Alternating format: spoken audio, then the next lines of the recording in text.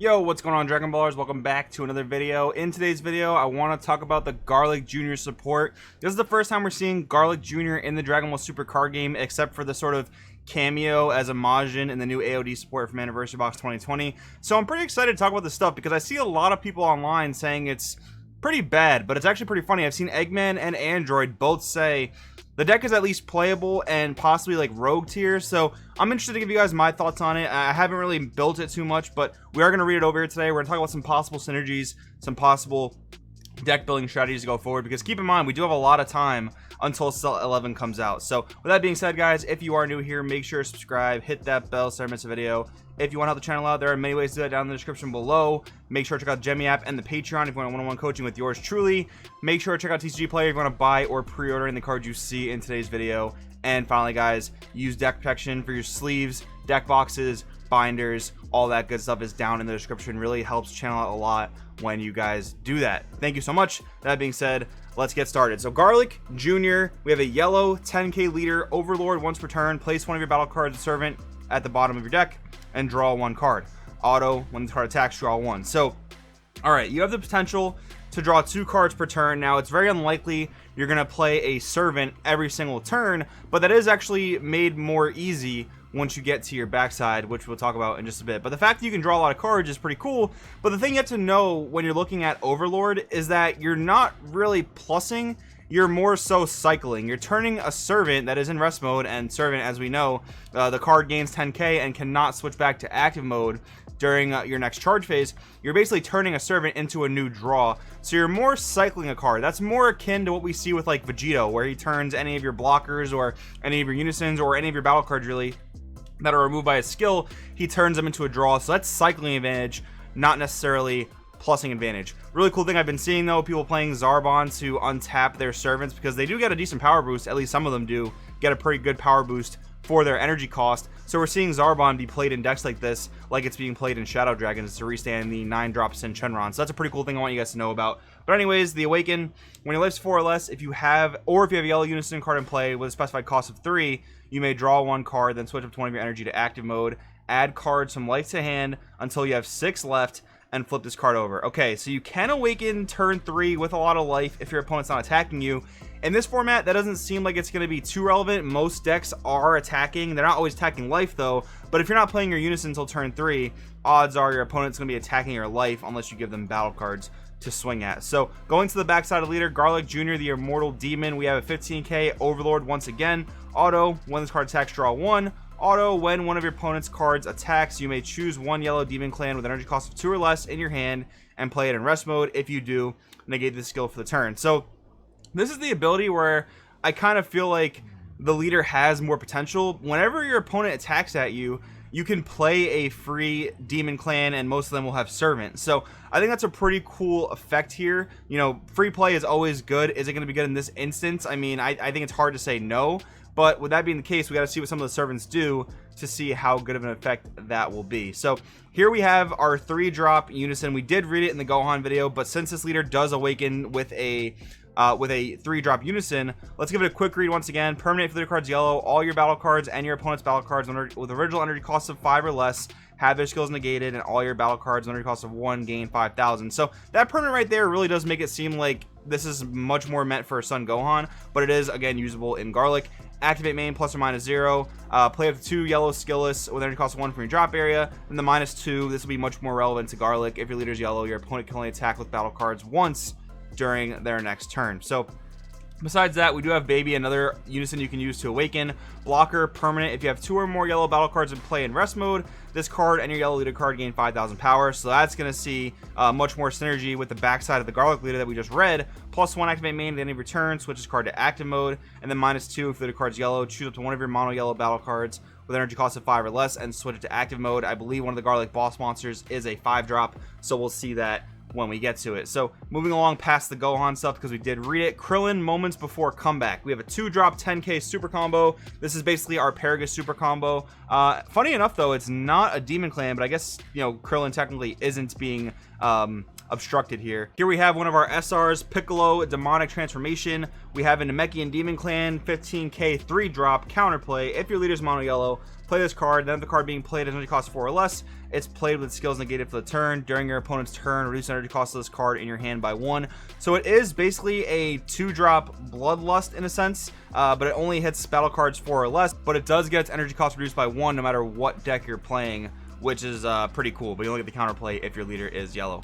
Yamcha Demonic Transformation. We have a 2-drop 10k. Keep in mind, all these Earthling cards that are servants are also going to be Demon Clans. So we have a blocker servant for a 2-drop. I'll be honest, that's pretty expensive. I mean, I guess it is nice. That's a 2-drop 20k that you can attack with. And then again, if you do have the Zarbon, you combo with it, restand it. This is going to be then a 20k blocker. So that can be pretty decent. So Master Roshi Demonic Transformation. We have a 2-drop 10k servant auto. If your leader card's a yellow Demon Clan card, when this card's played, draw 1, and you can't activate the auto skill on copies of this card for the turn. Okay, so that's kind of where you can plus. You can play this for 2, you can swing with it, you can use the Overlord on your leader, put it to the bottom, and there you have plus, but that's because Master Roshi kind of plussed for you, right? So not bad there. Bulma Demonic Transformation, 2-drop 10k servant, activate main once per turn, pay a yellow, look at the top 5 cards of your deck, add up to 1 yellow unison with specified cost of 3, or 1 yellow Demon Clan card with energy cost of 3 or less among them to your hand, then shuffle your deck. So this is going to be one of our main ways to search through our deck in the Garlic archetype. Here is our Garlic 5-drop boss monster. We have unique Indestructible critical, so bringing back Indestructible is definitely a good thing for the archetype. EX Evolve, pay a yellow over a Garlic Jr. with a cost of 3. Once again, Overlord once per turn. Activate main once per turn. If your leader card is a yellow Demon Clan card, look at the bottom card of your deck. If it's a yellow Demon Clan with an energy cost of 2 or less, you may play it. Otherwise, return it to the bottom of the owner's deck. So the thing there is, this is how you want to play the majority of your servants. You don't really want to cast them for 2, especially ones like Yamcha and such. You really just want to play them with this effect, and we see similar things with this, I think, in the Green Majin Vegeta deck, where you get to free play cards at the bottom of your deck and your leader will put them there because of the whole Overlord mechanic. So that is one of the ways you can pretty much generate advantage. It is pretty combo-y. It kind of is reminiscent of a combo deck, so you do want to make sure you're able to drop this as early as possible. Let's read the 3-drop Garlic. So we have a Deflect Indestructible 3-drop 15k with Overlord. Auto if your leader card's a yellow Demon Clan card. When this card's played, activate the skill. During your opponent's next turn, your leader cards and unison cards don't take damage from the attacks of cards that have double strike or triple strike. Okay, that's really strong. So basically every single thing coming in is a single strike, and that's also quite relevant for protecting your unison. So I do like that a lot. It's got Deflect, nothing is stopping this effect, and in my opinion, this is a fair thing to put Deflect on. I mean, it's not game breaking by any means. It just buys you a turn, and there's tons of cards in this game that buy you a turn, and realistically your opponent can sometimes even still kill you with the single strikes if they're playing an aggressive enough strategy. So moving along, we have Gasyu of the Demonic Elite 4, 2-drop 15k, activate main. If leader card is a yellow Demon Clan card, you discard this card from your hand, add up to 1 Makio Star from deck to hand, then shuffle your deck.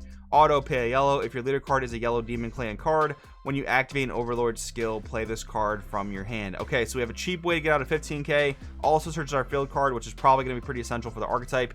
Vinegar of the Demonic Elite 4. We have a 2-drop 15k auto. When this card's played, look at the top 5 of your deck. Play up to 1 yellow Demon Clan card with an energy cost of 2 or less among them, other than copies of this card in rest mode, then shuffle your deck. So something that plays other battle cards, definitely going to be solid. Auto, pay a yellow if the other card's yellow. Demon Clan, when you activate Overlord, play this card from your hand. So once again, the same thing as the last card we just read. Tardo of the Demonic Elite 4, 2-drop 15k. When this card's played, choose one of your opponent's battle cards, and it can't be switched to active mode during your opponent's next turn. So that is definitely a lesser effect than the 2 we just read. I mean, this one plays guys, this one searches your field card. So this one may not see a ton of play, but it has the same effect of Overlord, activate, pay a yellow. When you activate Overlord, you play this card from your hand. Then we have the final one, I guess the final guy from the Elite 4, Zoldo of the Demonic Elite 4, 2-drop 15k. He's just a regular super combo, so you may even opt to play this guy over the Krillin that's more like a Paragus, because this guy is probably going to be searchable somewhere in the archetype. So moving along here, we'll go to the rest of the Garlic stuff. Super Water of the Gods. We have a 1-drop extra card, activate main, choose one of your battle cards with Servant, negated skills for the turn, then switch it to active mode. Okay, that's pretty weird. I don't know really why you'd want to play this card, because yeah, you negate the servant, you get it back to active mode, but the card loses its power boost. I guess you can like ready your Yamcha blocker with that, but that just seems really weird. I don't think you'd really play that card in my opinion. Energy Field, counter attack, negate the attack. If you can't activate copies of this card for the turn, if you have 4 or more yellow Demon Clan cards in play, your opponent can only attack once more for the turn. Okay, so this archetype in particular is getting a Dormant Potential Unleashed. Then it says permanent, if you have 4 or more yellow Demon Clans in play, you can activate this card from your hand without paying its energy cost. So that is a lot like a DPU. You don't have to pitch a card, but you do have to have 4 or more yellow Demon Clans in play. So pretty specific, but I think that's pretty much what Garlic is going to want to do.